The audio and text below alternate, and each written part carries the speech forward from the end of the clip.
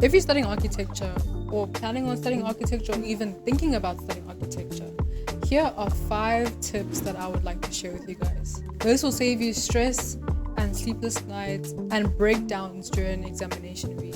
The first tip is architecture isn't just about drawing pretty lines or the aesthetic of it. It's about how clearly you're able to explain your concept to others and your client. It's utilizing drawings and diagrams to explain your idea. But of course it can look pretty, but the function also needs to make sense. This goes to all the engineering students that like to bash architecture students. Stop.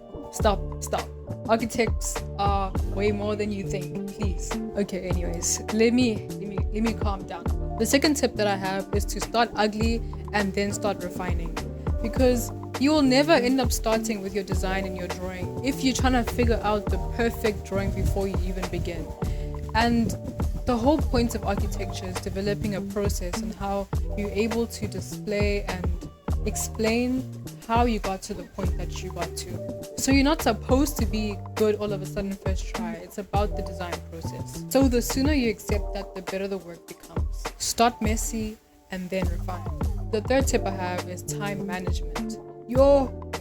Guys, time management is so critical because there's no time to manage in the first place. Let me say that. But honestly speaking, if you have your ducks in a row and you have your priorities straight, you are able to achieve what you need to achieve at the end of the day. Because work piles up, deadlines pile up, projects pile up, and it becomes difficult to manage if you don't even know what to prioritize first. Oftentimes you'll even find architecture will even chow into your social life. Don't let that happen. It's very possible to have a social life while doing architecture. So set deadlines before the actual deadlines so that you're able to achieve what you can achieve and still refine it after you reach that deadline. The fourth tip that I have is crit is not about you. Do not take anything personally when the jury or lecturers come and crit your work. Take it as constructive criticism and develop your work further using those tips that they gave you. So separate your ego from your work, listen, filter, and then improve. The fifth tip that I have is rest.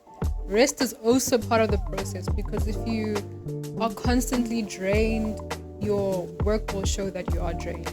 Contrary to popular belief, having many sleepless nights, though I've had quite a few, does not make you better than everyone else. Step away, touch grass for a minute, and then come back and continue with your work, because I know there's a grind culture out there, but it's not healthy and it's not good for you, especially for architecture, because architecture is a continuous thing. It's about mental stamina. It's not like we have exams 1 week or a test week and then you can rest. It's a continuous thing. It's continuous projects. And then yes, there can be periods of more intensive sessions and more intensive workloads, but it's a continuous thing. I must say that architecture is quite hard, but it's a very, very beautiful course to study because it has to do with every single aspect of society and the world.